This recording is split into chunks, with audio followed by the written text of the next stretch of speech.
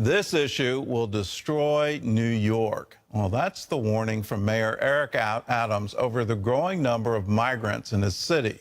And it's not just New York. Other major cities are also having problems dealing with thousands of new migrants.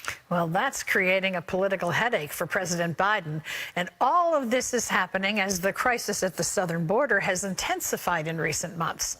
CBN White House correspondent Abigail Robertson has the story. Historically, July and August see a dip in border crossings due to the high heat. But that's not the case this year, as summer border apprehensions rose more than 30% for 2 consecutive months. Just during this summer alone, we've already had dozens of migrants die out in the desert who have succumbed to heat exhaustion. Tucson Border Patrol agent Justin De La Torre says they're encountering people crossing from all over the world. Some of the countries that we see most frequently are from folks from Ecuador, Senegal, Mauritania, Egypt. According to the Washington Post, Border Patrol officers made 177,000 border arrests in August, up from more than 132,000 in July and 99,000 in June. More than half of those 177,000 August arrests involve families, an all-time high, which exceeded the record for families crossing set in May 2019. The increase in the number of families arriving is really a reflection of Title 42, which banned asylum for family units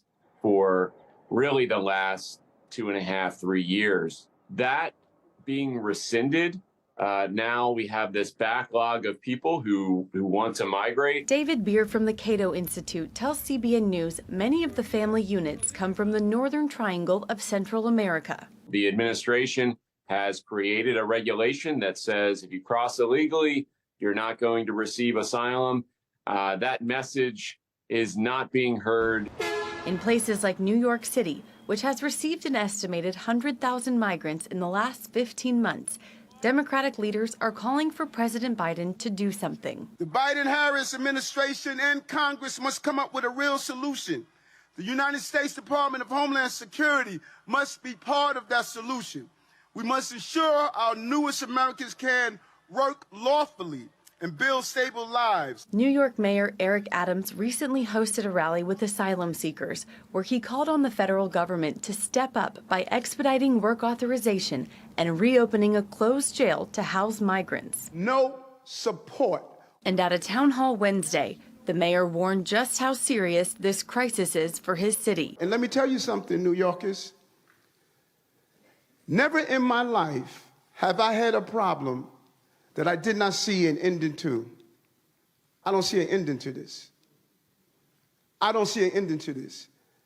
This issue will destroy New York City. Adams also saying it's mandatory that the federal government respond to this fight. In response to recent criticism, White House Press Secretary Karine Jean-Pierre claims that President Biden has done more to secure the border and deal with immigration than any other president.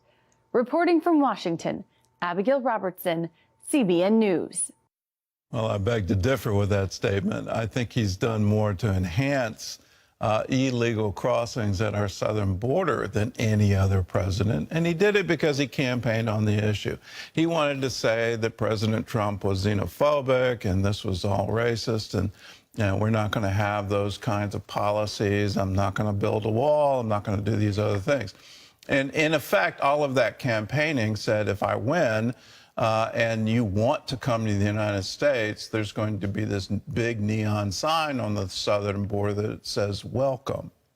So now we're dealing with it. I want to remind everyone, this shouldn't be a partisan issue. Mayor Adams of New York is a Democrat. And he's coming at his own Democrat president saying, you've got to do something. If this isn't fixed, you can say goodbye to New York City. That's a huge warning. I hope the administration wakes up to it. What I want in America is politicians who stop politicking after they win and actually start governing and say, what's the best for the nation? What's the best for our cities? What's the best for all of our social services? If you overwhelm them with this kind of immigration where people don't have documents, can't legally work, aren't ever going to pay Social Security or income taxes, you're creating an untenable burden. You cannot support this over time. Please wake up to the problem. And if we can make it nonpartisan, can Republicans and Democrats actually get together to write immigration laws that make sense in light of the current crisis? I hope we can do it. We need to pray that it happens because New York City is at risk. In other news, the high school football coach who won his right to pray on the field, he tells CBN News the long legal battle was worth it. John Jessup has that story from our CBN News Bureau in Washington. John? That is right, Gordon. I spoke with former Bremerton, Washington High School assistant football coach Joe Kennedy on CBN's Faith Nation program after his resignation. He said he felt like he'd become an outsider after returning to the school, and although he had intended to stay the whole season, he and his wife prayed over the weekend after returning to the field Friday night. He believed this was the perfect time to leave on his own terms, along with the fact that they're caring for an out-of-state family member. He also says he's seen God at work throughout his 8-year legal ordeal. God's hand has been everywhere on this. From the beginning, how ridiculous is it that a guy could get fired, a high school football coach could get fired for taking a knee for 30 seconds after a football game? This has been going on in football from the beginning of football. People have been thanking God after a game. This wasn't something new, but for it to make this much news, headlines, and all the way to the Supreme Court, and God knew what he was doing for such a time as this. He made it where we got God back into the public schools, back into the public square, and that did it legally. And now we have more religious freedom now than we had probably in the past 50 years, since I've been alive at least. And that is just amazing. And you can't tell me that God isn't part of that to bring him right back into a public school. Coach Kennedy also told CBN News that he'll keep fighting for the religious freedom of all Americans and asks people to keep praying for him and his family. Well, turning now to the weather, the first Category 5 hurricane of this year's Atlantic season is here. Hurricane Lee whirling through open waters toward the Northeast Caribbean with winds up to 160 miles an hour. Thankfully, it's not expected to make landfall. The National Hurricane Center says dangerous surf and rip currents were forecast for most of the East Coast starting Sunday. Well, this latest storm coming on the heels of Hurricane Idalia, which hit Florida and the Southeast last week, causing catastrophic damage in some areas. Idalia also washed away years of precious memories for people like a retired shrimp fisherman. CBN's Operation Blessing was there to show him that hope can be found even in the most desperate situations. Brody Carter brings us that story.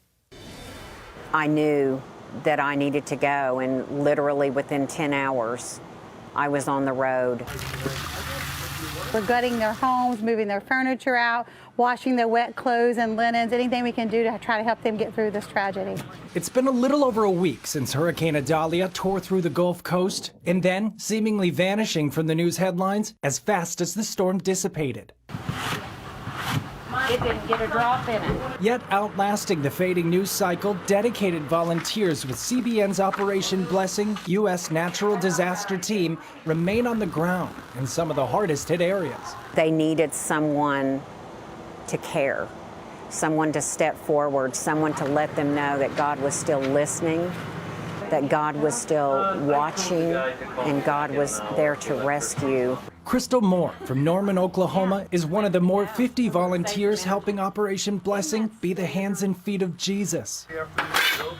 The disaster relief team have passed out food, water, and cleaning supplies to several cities in Florida and Georgia. They've also tackled household work orders along the coast, helping families like Tom and Dee Stokel. You got to have instant love for a team like this. They're welcome here anytime, disaster or not. As a retired shrimp fisherman who's lived here since 1979, hurricanes are nothing new. I've never had a helper as good as you. Well, thank you. When I ran a shrimp boat.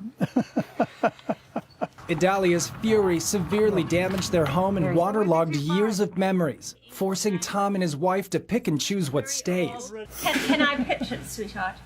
You're strong enough. Go ahead and pitch it. And what goes. We'll survive, and we're getting rid of a lot of stuff we didn't really need. If we and my wife had to do this alone, we'd probably be looking for a place to be cremated. Volunteers like Crystal experienced firsthand how invaluable it is when someone shows up to help during another person's darkest hour. Today changed him. Today changed me. And although it can be hard to move on, sometimes a storm can show us what we need to leave behind from the past. We want to praise you for everything, the abilities that you've given all of us. To focus on what God has in store for us in the future. And Adalia's survivors are grateful that Operation Blessing has helped them move into those days ahead. Operation Blessing is one of the best caring group of humanity. Something I haven't encountered before. Brody Carter, CBN News. It took a lot of effort to do that. Well, that's a ringing endorsement. God is with us through the storms, but after the storms, he's with us in tangible ways like Operation Blessings and its volunteers. Gordon?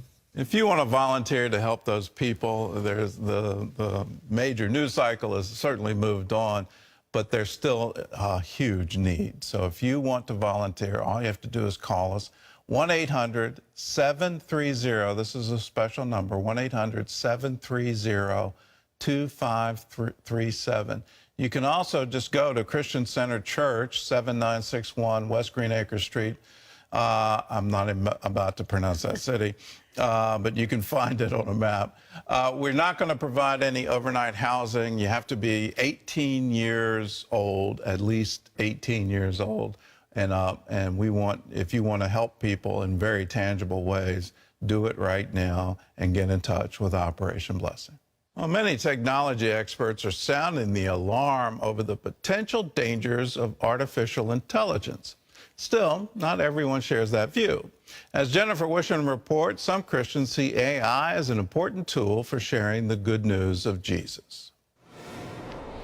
Meet Amica, a humanoid robot. In the future, we can expect these technologies to become even more powerful. Her intelligence is powered by generative pre-trained transformers, the same GPT technology making so many headlines.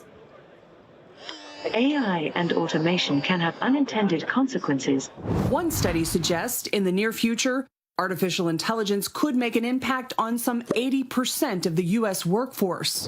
Tag after strong! Concerns over AI, among other things, led Hollywood actors and writers to go on strike this summer. It's an existential threat. We need protections, guardrails. Tech magnate Elon Musk recently joined Apple co-founder Steve Wozniak and some of AI's most distinguished creators in signing an open letter calling on companies to immediately pause the training of AI systems more powerful than GPT-4, warning AI systems with human competitive intelligence can pose profound risks to society and humanity. Even the man considered the godfather of AI recently stepped down as vice president at Google to speak out about his grave concerns, telling the New York Times, "It is hard to see how you can prevent the bad actors from using it for bad things." The endless possibilities for artificial intelligence and the devastation it could cause in the wrong hands has many people feeling uneasy about the unknown. But AI is already being used to share the good news that never changes in churches across the country. 1615 Church Media and Communications has been using ChatGPT and other AI programs for about a year now, so we paid them a visit to learn more. This is the platform where we built stuff. The company helps churches across the country communicate to their communities with services that range from custom posters to push notifications. A lot of times pastors will ask for something where they want to see the modern and the ancient come together, right? They want to see modern construction workers working on, the ark or something like that, or they want to see Jesus with a modern day family in Times Square or something like that as part of a sermon series idea that they have. And before that would be something like, we really can't pull that off with excellence, where the lighting is right and everybody's in the same perspective and they're all looking at the same thing and it just looks natural. But now with AI, that's something that we can do. 1615 uses a program called Midjourney to make the far-fetched look flawless. Ryan Cook, who co-founded the company with Sharon, explains AI only gets them to about the 30-yard line. One thing I think the GPT really struggles with is anything like that's kind of spiritually nuanced. It doesn't really understand because it's not human. There's a very human element to the gospel. A pastor's recent request for a graphic showing Joseph's coat of many colors discarded on a desert floor demonstrates how today's AI still requires a human eye. It didn't do a great job to start out with.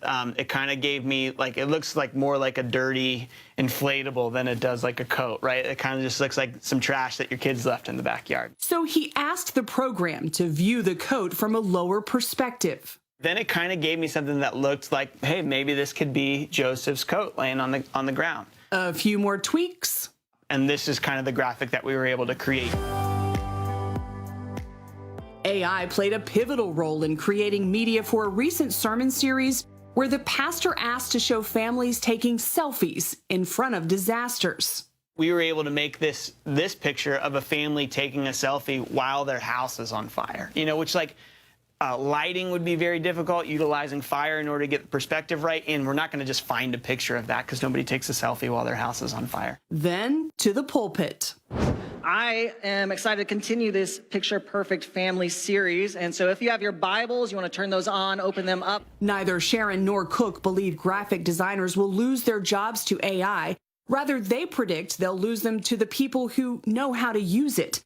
And like anything, they say virtue still applies. It's not like all of a sudden AI is here and then we just go like, oh, let's as Christians, let's set our morality aside, right? Like we're not gonna use AI inauthentically. If you're a kid who your teachers told you not to use AI for your homework, then it's still wrong to do that, and that doesn't change, right? 1615 isn't alone in their approach. Popular Pray.com recently launched Pray Studio, a new artificial intelligence platform designed to offload time-consuming processes for digital ministries, demonstrating the growing popularity of using AI as a tool among Christians. I'm really excited to see, like, you know, what God has in store for us in serving churches for the next 20 years, you know, and it's going to get exciting. I think that's the one thing is the landscape of communications changes all the time, but the gospel never does. And so to get to come into work every day and get fired up about figuring some things out and helping churches just streamline their communications, it's awesome. And we love it. Yeah, for sure. Jennifer Wishon, CBN News, Lynchburg, Virginia. Well, let me predict AI is here to stay. For those of you that say, well, we need to be wary, we need to shut this down, it's too late. It's already here. In my lifetime, in high school, my chemistry teacher wouldn't let us use calculators because slide rules were so much better. And obviously, calculators won. And then I did computer programming, went back in the 70s. Even the computer experts were saying, well, there's no reason for a family to have a computer in their home. These are just too big, and you got to have special environments for them. This will never happen. And now the PC revolution has come and gone, where now PCs are sort of passé. It's all tablets and phones. And we've all grown to the point where if we're not around our phones, we somehow seem disconnected, and the computing power in that phone far exceeds anything that was available in the 70s and 80s. So with AI, where's this going? And keep in mind, it just started. So you see a story about a design team using AI to create photos and graphics for use. You hear about ChatGPT making it easier to draft whatever, whether it's a script or a sermon or a letter. It'll make it easier. Right now, I view it as force multipliers, that these allow me to be even more creative. And how do I guide it? And there's this whole phrase now, prompt engineer. So you got to know how to prompt the AI properly. We're still in the beginning. And just look at how smartphones over 20 years have completely changed our culture. This is going to completely change our culture. And we have to look forward and say, okay, what does this mean? In the hands of a bad actor, if you're able to imitate somebody precisely, that is something we all need to be very aware of, because the false information that can happen from that can be devastating. So please encourage your elected officials to look at Blade Runner laws where it's required to disclose that this was artificially made, that this isn't really somebody. Let's have at least that as a control to make sure misinformation doesn't go all the way around the world before it's corrected. This is a new era in humanity, and as AI takes hold, it's only going to increase and increase at a rate that you and I can't keep up with. At the ripe age of 65, just trying to keep up with the smartphones over the past 20 years. Imagine the next 20 years where AI is energizing change. It's going to hold on to your hats, because it's going to be an incredible journey. Long before A&E brought its cameras down to Cajun country, even before the family sold its first duck call, there was Phil Robertson and Kay Caraway, a high school quarterback and ninth grade cheerleader. The two fell for each other over their mutual love of hunting and fishing. How and why they stayed together after all these years? Well, that's the story now being told in the brand new movie, The Blind. I hear these rare stories of how the impossible happened. Well, this is one of those stories.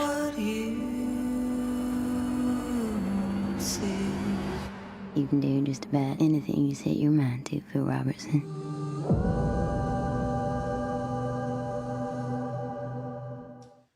Well, joining us now via Skype are Phil, Kay, and their son, Willie Robertson. We welcome you all back to the program. It's always great to have you here. Good to be here. Well, Willie, I'm going to start with you. You're the executive producer of The Blind. What made you decide to make this movie? Well, we had started a production company really coming off of Duck Dynasty. We realized the power of media. We had so many people just say, man, we need more programming like this. So we wanted to launch all kind of things, TV and movies. And this was our first project as far as a movie. And we weren't sure whether or not to do it about our family. It seemed like it was kind of on the nose. And but it was just such an incredible story. We just decided that we really need to tell this story and tell it right. And fortunately, Mom and Dad are still here. A lot of the people that were on the movie are still here to tell us exactly what happened. And so that's why we started with this one. Well, Kay, it's one thing to live your life. It's another thing to see it on the big screen. What surprised you the most about how the film portrayed your lives? Well, I thought they did a great job, but I mean, the way she looked just like me, it was like watching myself, and that was so crazy. I couldn't believe it. She looked like me and talked like me, and she was me. It was crazy. It really was. Yeah. Phil, was it hard to revisit some of the painful moments in your past, this time again on a big screen? When they came to me, my third son, and said, we're going to make a movie about y'all's life, Dad. I said, that's going to be embarrassing. When I went to college, I reeled it back a few days ago when I got to thinking about it after watching the movie. And it occurred to me that for 4 years in college, then another 4 or 5 to get my master's degree. I'm a highly educated man, but not one time did I ever hear in an 8-year stretch, I never heard the word Jesus, God, unless it was filthy. And I looked back at it when I finally came to Jesus. That was in That's about how long ago, Miss Kay? 50? A long time ago. 50 years ago, yeah. But you were 50 years ago, I said, traveling in circles, you would hear Jesus. yeah. Yeah, well, that makes a difference, doesn't it? It certainly showed, and I was glad that that Mom and Dad were open to sharing their story. And part of it was, when Phil and I talked about it, and he said, "Hey, if this can help other people and realize the power of the gospel and how it can change someone like them, then it's worth doing." Because in Christianity, we often think, and one of the beautiful things about it is like your past is your past, and Jesus has paid for your sins, and they are no more unless they make a movie about it, which Then they relive. gonna live forever. So, so I'm so thankful that they did. We're for the sake of the gospel, opening up to sharing their life story. Well, the old has gone, the new has come. Kay, tell us about those rock bottom moments, because you had those in your relationship. Your husband was a troublemaker. He was concerned with hunting, drinking, and wild living. You had no idea how to fix your marriage, how to get it all working the way you wanted it to. What did you do? He was a fighter, too. I wanted to tell you that. He loved to fight, which was not good. But I always tell everybody about, I lived part of my life with my grandmother, and we often sat and talked about it, and she would tell me I'd have to fight for my marriage. And I would say, why would I have to do that? That's crazy. I'm just going to be married and be happy ever after. And she said, that's not true. That's not true. She said, you will have trouble. Satan will come and try to mess you up, and with your marriage, with your children, everything. So you've got to be prepared. And she would sit in a swing and tell me stuff all the time. And, I didn't know I really retained it till I had to live it. Yeah. And when that was real, then I had to do it. And it was really hard because, 10 years is a long time to live where he was not living right. And I knew it. But I didn't want to leave him because I just wanted the marriage to work. I wanted my kids to have their dad. But finally, if you'll watch the movie, you'll see everything. He finally just put us out. And, but it all had the right thing to come back together. But if anybody says, what did you do that you're proud of? I think it's patience. Yeah. And just wanting and doing like my grandmother said, fighting for that marriage. Mm-hmm. I wouldn't let Satan take it. Yeah. Well, and by that time, there were children involved. Phil, on your end of the story, what was your wake-up call? Phil, what was your wake-up call? My wake-up call was when I heard that God became flesh, 2,000 few years, God becoming flesh, died on a cross for us all, was buried in a tomb, and raised from the dead, stayed 40 days and went back into heaven. When I heard that, I was stunned that I had not heard that. So I thought, this sounds too good to be true. And the guy you'll see on the movie, Bill Smith, he was a preacher, and he came to the beer joint, and we sat down and talked. You were rude to him. I was very rude. So all the way to now, I've mixed with America somewhat, but I actually now have come to believe cell phones may be worth something, but I just don't want one. I understand exactly what you're saying. Somebody handed one my way, and I said, no, I don't think so. I said, that thing there, I hear it has a lot of funky stuff on it. When I came to Jesus, the funkiness left. Unfortunately, there won't be any cell phones on this movie. So. Yeah, no cell phones on the movie. Because it's shot in the 50s, 60s, and 70s. So it's a timepiece, which is really cool going back and seeing. And shockingly, in Northwest Louisiana, where we shot most of it, a lot of the areas still look the same as they did, I believe, They in the did. 50s and 60s and 70s. So it's kind of cool to go back and see that portrayed in the movie. Willie, what do you want the takeaway of the movie to be for people?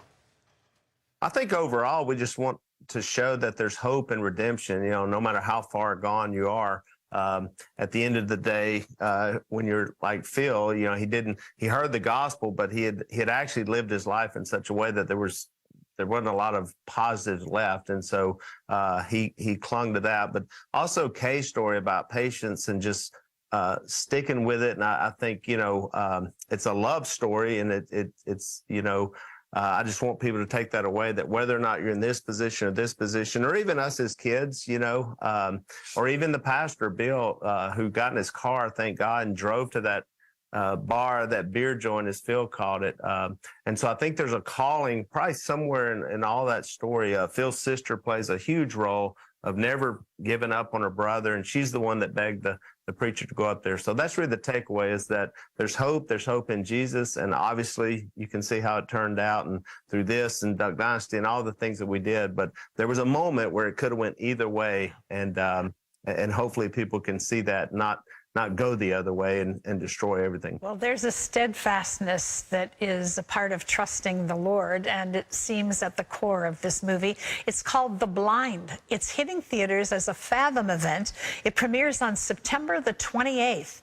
Just go to theblindmovie.com to see where it might be playing near you and order your tickets. Well worth seeing. Thank you, Robertson family. It's always wonderful to have you with us. Hey, good to be here. So much. Thanks. The Lord bless you. Welcome back to Washington for this CBN News Break. In Israel, several thousand protesters rallied Thursday in front of the Supreme Court in Jerusalem in support of the government's moves to reform the country's judicial system. The rally coming before a key Supreme Court hearing next week on the first major bill of the overhaul. Opponents see the plan as a power grab by the Netanyahu government, while supporters say it's necessary to rein in the power of unelected justices. Well, CBN's Operation Blessing is helping people suffering and affected by natural disasters around the world. In Kenya, Koboso, a mother living in a rural community, worried about her 6 children after a deadly drought swept through their region, killing their camels and flocks throughout the entire community. She and her husband cared for the animals to sell when they needed money for food. Operation Blessing volunteers in the area brought them rice, beans, maize, and cooking oil. Koboso shared the gratitude of the villagers, saying, quote, "The joy that we have today is because God answered our prayers and sent you to bring us food." Well, you can find out more about Operation Blessing by visiting ob.org. In Thailand, a widowed grandmother toils in the fields. Her backbreaking work only earns her $1.50 a day. So she struggles to provide for herself and her 2 grandchildren. Many days, all this family has to live on is a little rice. Grandma Noi took in her grandkids after their parents abandoned them. 11-year-old Om said he's learned a lot from his grandparents. Grandpa taught me how to fish. Grandma takes care of me and my sister. Then Grandma Noi's husband died, and she struggled to provide for them. 30 days out of the year, she did farm work, planting and harvesting rice. The rest of the time, she caught small fish in the stream and gathered wild plants to sell. She earned $1.50 a day. Grandma works very hard. Sometimes she cries because Grandpa is gone. We hug her and cry too. We do our best to help at home.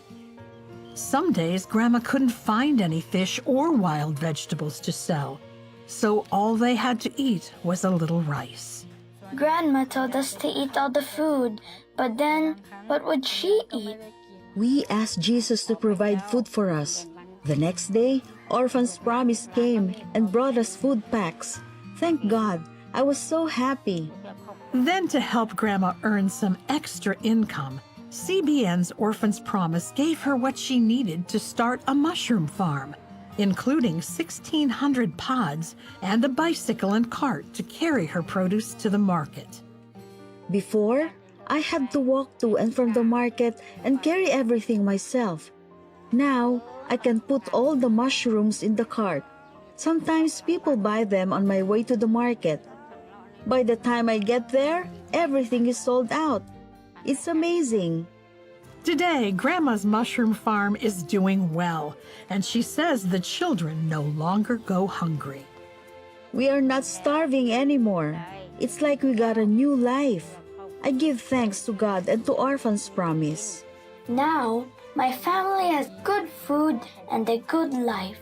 God bless you for helping us. I marvel at the grandparents around the world in compromised situations who just receive their grandchildren with great love as though they're their own. Because parents, because of poverty, whatever has happened, sometimes remarrying in a culture, they leave children from a previous marriage, and the grandparents step up to the plate, but they have little means to do that. No one's taking care of them, much less them being capable of taking care of children. We have the opportunity to come right into the lives of people like Grandma Newman to say, we can help you. We can come alongside of you. You're doing great. And she received this with such gratitude, as did her husband and her grandchildren. At this point in her life, she has an opportunity through this business to provide without fear for them. You made that possible. Just want to say thank you. That's the kind of thing you do when you join the 700 Club. 65 cents a day, $20 a month makes you a 700 Club member, and it means you're changing lives all around the world. It's so easy to join. Our line is toll-free. It's 1-800-700-7000. Just go to your phone and call. Say, I want to join the 700 Club. Lots of club-level opportunities for you. The 65 cents a day, $20 a month is the top line. That's our general 700 Club membership.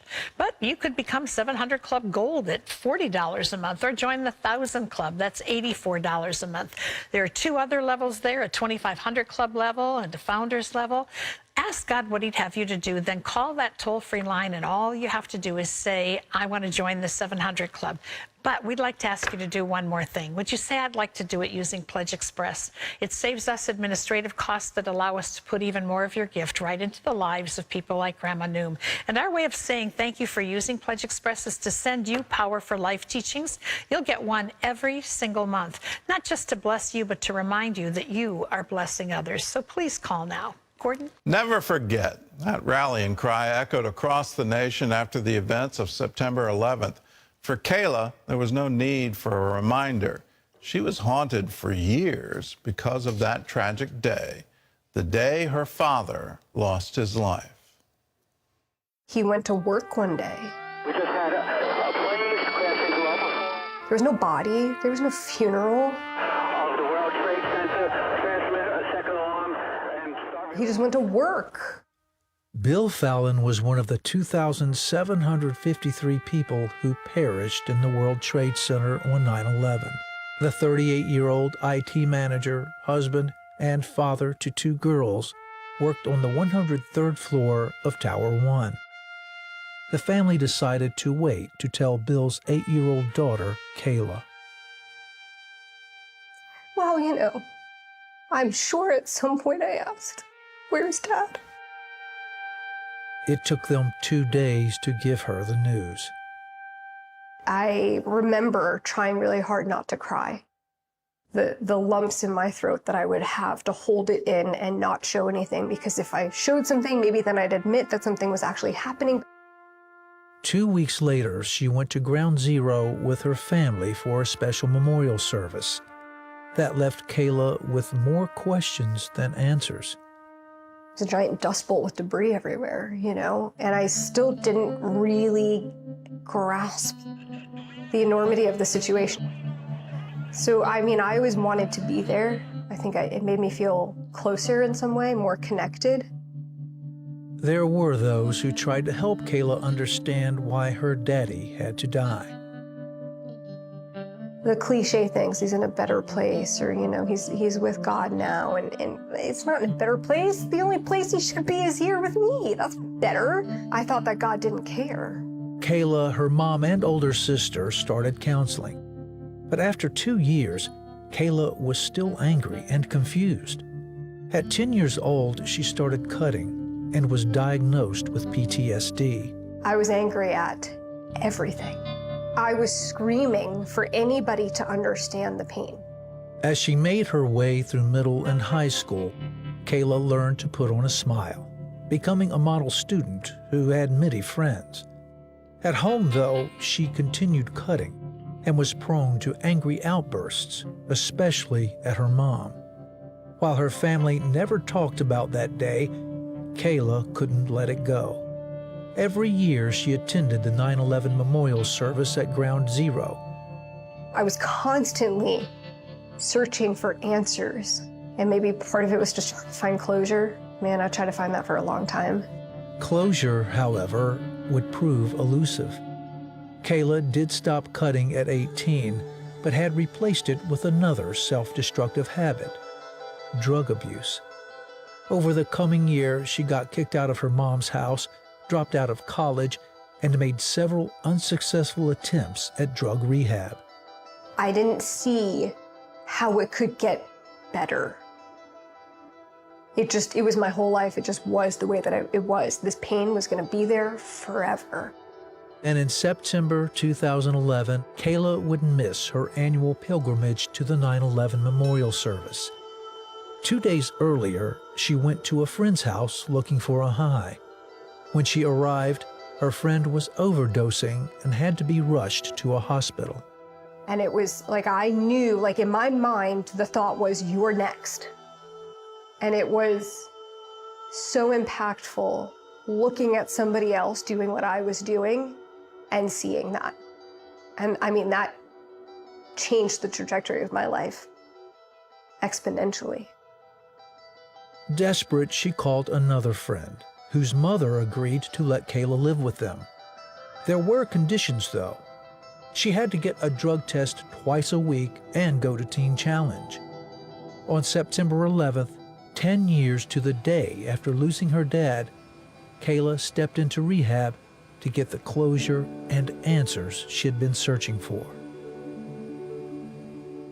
At one point, the counselor, she pulled out a whiteboard and she wrote down Romans 8:28. And in therapy, a lot of my sticking point was like, well, God doesn't care about me, so why should I care about me? And she pulled out Romans 8:28 and explained how everything works for good. And that God doesn't cause the pain, but he works it for good. And I have never talked about moments of clarity, right? I had never heard anything more crystal clear in my life. And I looked at it, my jaw hung open, and I sobbed. Kayla never took drugs again. She started going to church, where she would find healing as others prayed for her. In time, she gave her heart to Jesus Christ and was baptized. I think innately I wanted God's approval so badly. And I thought I could never get it because he hated me. He didn't care about me. And so to hear that, no, God does love you a lot, and he didn't do this to you, my heart, I was validated for the pain that was caused. Kayla says Romans 8:28 still rings true. She and her husband Kyle have 3 little girls, with one on the way. They also operate Trails of Purpose, a counseling and equine therapy ranch for soldiers struggling with PTSD. The trauma comes back. I won't say it's gone forever. The memories are there, and it's a deep-rooted pain that'll never disappear from my life. But if every day I choose Christ, it isn't as destructive. And so instead of directing it to destroy me, I've directed it to fuel me to do something that's helpful. Let that same verse encourage you. He works all things together for good, for those who love him and are called according to his purpose.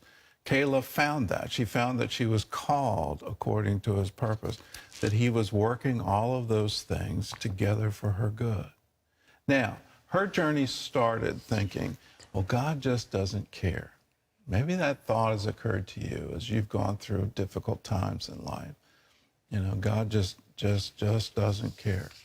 And in that, you ignore what Jesus did. You ignore the cross, you ignore the suffering, you ignore the resurrection, you ignore his victory. Here's how God created the universe. He created it so that you and I would have free will. And sometimes when we exercise that free will, we do some really horrible things. 9/11 is just one example of the horrible things that can happen because people have free will. The other thing he put into the universe was chance. Time and chance. There's a time to things, and there's a chance that happens that it may not turn out the way originally intended. These things all happen because God intended us to be free. He intended us to have a choice. Now, when we break covenant with him, when we choose to do bad things, well, here's the great news that you can find in Romans. He will work all of that back together for good. It's like all these events that happen, he can take the threads of those events and weave a wonderful tapestry for his glory. Why? Because he loves you. He's not the cause of it. Time and chance can be the cause. Free will can be the cause. Don't blame God for that. What you should do is look to him for the answer. God, could you show me how you're weaving all these things together for my good? Jesus promised us that in this life, in this world, you will have trouble, but be of good cheer, for I have overcome the world. Jesus experienced the trouble of this world. He experienced people making bad choices about him. He experienced all of that affliction. But then he said, this is the day the Lord has made. I will rejoice and be glad in it. If you want to start a journey of healing, call us, 1-800-700-7000. Just say, I need to find Jesus, and I need to find him today. We leave you these words from Romans, and we know that all things work together for good to those who love God, to those who are called according to his purpose. God bless you. We'll see you next week.